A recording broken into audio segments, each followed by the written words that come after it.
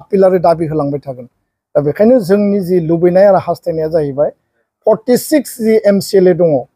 chief deputy chief speaker आरो EM MCLA गासैखौबो लाफानानै बिस्रा बयहाबो बिबान दङ जे एकर्डखौ मावफुंनायाव मोनसे गारां आरो मोनसे लामायाव फैनानै बिसोर बयबो खामानि मावनांगौ अकल राजखान्थिनि थाखाय राजखान्थि खालामनायखौ जों मालाबाबो लुबैया आरो नैबे 5 बोसोरनि मेन्डेटआनो बिटिआर बासिनि मेन्डेटआनो जाबाय एकर्ड इमप्लिमेन्टेशननि मेन्डेट शान्ति गायसननायनि मेन्डेट आरो रायजो राजानि जि हप्स एन्ड एसपिरेशन जि गांनाय उखैनाय आरो बिथांमोननि जि सिमांमोन बे जौगानायनि थाखाय गोरिब गुन्द्रानि जिखिनि जौगानायनि थाखाय बे जौगानायनि खामानिखौ बयबो मावनांगौ आरो बे बेलायाव आङो सानो जे रिजनेल जायफोर फर्सेस दङ इउपिपिएल जागोन बिपिएफ जागोन एलायन्सनि पार्टनार हिसाबै राष्ट्रीय दल दङ बिजेपि जाय जिरि थाया मानो बिथांमोना गासिबो बिटिआरनि बासिन्दा बिटिआरनि समस्तिनिफ्रायनो देरहानानै फैदों बयहाबो एकर्डनि सायाव ट्रास्ट आरो बिसासा थानांगौ एकर्डनि सायाव बयहाबो मोनसे अनसायनाय आरो हाबा मावनाया थानांगौ दा बेखायनो अपोजिशनाव दङब्लाबो बिपिएफनि एमसिएलए बिथांमोनाबो संग्रामि नेता जातीय सत्ता जातीय संग्रामजों फैनाय आरो दिनै बिथांमोना मोनसे आन्चलिक दल 2003नि उनाव 2005 आव दानानै आन्चलिक राजनीतिक दलखौ सामलायदों इउपिपिएलआव जायफोर दङ बिथांमोनाबो दिनै जातीय सत्ता जातीय आन्दोलन आरो संग्रामनि गेजेरजों फैनाय आरो बे हिसाबैनो बिथांमोनाबो मोनसे हान्जा आन्चलिक हान्जा माने रिजनेल पार्टी दानानै दिनै सरकाराव दङ आरो बिजेपिनि जायफोर जोंनि ओनसोलनिफ्राय दिनै एमसिएलए दङ बिथांमोनाबो बे आन्दोलनखौ 30-35 बोसोराव नुबोदों बे आन्दोलनखौ बुजिबोदों दा बेखायनो बर' हारिनि माने फार्स्ट एन्ड फरमस्ट लुबैनाया जाहैबाय बा बिटिआर ओनसोलनि रायजो राजानि लुबैनाया जाहैबाय जे शान्ति एकर्ड इमप्लिमेन्टेशना टाइम बाउन्ड आरो स्पिडि जानांगौ भारत सरकार आसाम सरकारखौ जेसेबां लेभेलाव नारसिननानै सरकार टु सरकार हाबा मावनांगौ आरो रायजो राजा गोरिब गुन्द्रानि जौगानायनि थाखाय हाबा मावनांगौ बिनि थाखायनो मोनसे इउनाइटेड मोनसे एफर्टआव हाबाफारिफोरखौ मावलांनांगौ होननानै दुलाराय बर' फरायसा आफादा दिनैनि समाव जोङो बयखौबो आपिल खालामो राजखान्थिनि नामाव राजखान्थि खालामनायखौ जों लुबैया आरो अकल पावार पलिटिक्स खालामनायखौ जों लुबैया पावार पलिटिक्सनि थाखाय नैबे 5 बोसोरा नङामोन आरो बेखौ जोङो मालाबाबो हास्थाया बे 5 बोसोर जि मोनसे एलायन्सनि सरकार बा एकर्डनि उनाव आन्दोलननि उनाव दानाय जि सरकार बे सरकारनि कमिटमेन्टआ जाबाय पिस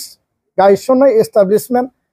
सुक्ति मावफुंनाय आरो गोरिब गुन्द्रा रायजो राजानि सिमां आरो आसा आरो बिथांमोननि जौगानायनि थाखाय खामानि मावनाय बे आथिखालनि 46 नाम्बार जेसेबां एमसिएलए दङ बयबो इउनाइटेड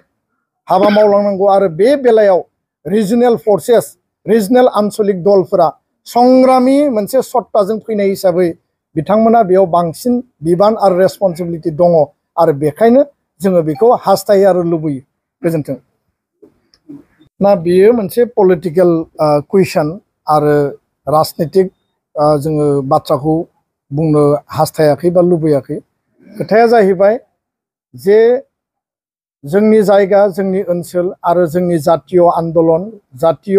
जि मोनसे धारा आरो बड'फानि जि सिमां बेखौ फिउचाराव जों गायसननांगौब्ला जोङो बबे एजेन्डा आरो बबे अबजेक्टिभजों जोङो फैदोंमोन आरो फैयै फैयै दिनै जोङो बबे मोनसे स्टेजाव दंफैयो दा बेखायनो आङो जायफोरा जातीय आन्दोलनजों एस'सिएटेड नांथाबनानै आन्दोलननि धाराजों फैदों गोबां 5000 मानसिनि लाइफ बेयाव जिउ जोब्बाय मार्टियार जाबाय शहीद जाबाय आरो बिनि उनाव आखाइ आथिं बायनाय बेंगुरा जानाय जेल जानांबाय आरो बे संग्राम आरो आन्दोलननि सोमावसारनायनि धारायाव बड'फानि आन्दोलननिफ्राय बिएलटि आन्दोलन एनडिपि आन्दोलन जाय बिथांमोना दङमोन जाय बिथांमोना दिनै गुबुन गुबुन पलिटिकेल पार्टियाव दिनै हाबा मावनानै दङ बे व्यक्तिफोरा दिनै रियेलाइज खालामनायनि सम दङ आरो सम जादों आरो बे रियेलाइजेसनखौ लानानै फिउचाराव बिटिआर ओनसोलनि ग्रेटार इन्टारेस्ट आरो बिटिआरनि शान्ति एकर्ड इमप्लिमेन्टेशन आरो जौगानायनि थाखाय बयबो इउनाइटेड मोनसे सान्थौ सानस्रिजों हाबा मावनांगौ आं बेखौ स्पष्ट बुंदों पलिटिकेलि सोर सोरजों एलायन्स जागोन मा लेभेलनि डिसकास जागोन बे खोथाखौ जिहेतु जोङो मोनसे नन पलिटिकेल जातीय आफाद बे खोथाखौ आङो बुंनो थाङाखै जायफोरा पलिटिकेल पार्टियाव दङ जायफोरा जातीय धारा जातीय आन्दोलन आरो सोमावसारनायनि मोनसे सेप्टारजों फैनाय बिथांमोननि दैदेनगिरिमोन बे जोंनि लिडार्सफोरनियाव बा बे दैदेनगिरि बे कान्डारिफोरनियाव जि मोनसे दायित्व आरो रेसपन्सिबिलिटि दङ जिखि दलाव थाया मानो बे व्यक्तिफोरखौ बे सुबुंफोरखौ बे दैदेनगिरिफोरखौ मोनसे इउनाइटेड सिन्ता इउनाइटेड एफर्टनि गेजेरजों दहाय आं बुंनाया पिस गायसननाय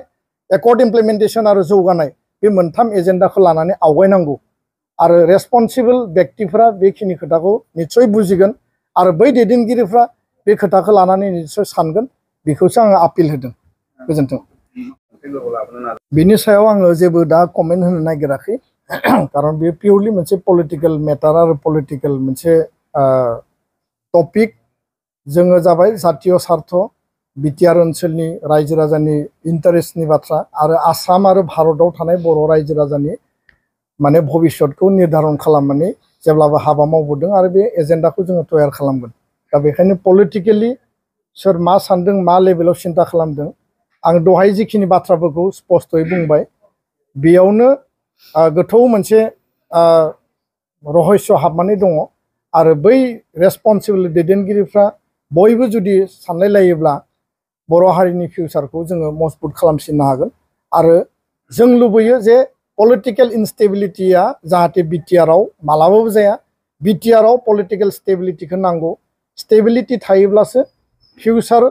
बिटिआर ओनसोलनि बा बर' हारिनि जि मोनसे हप्स एन्ड एसपिरेसन बेखौ जोङो मोजाङै मावफुंलांनो हागोन थेंक इउ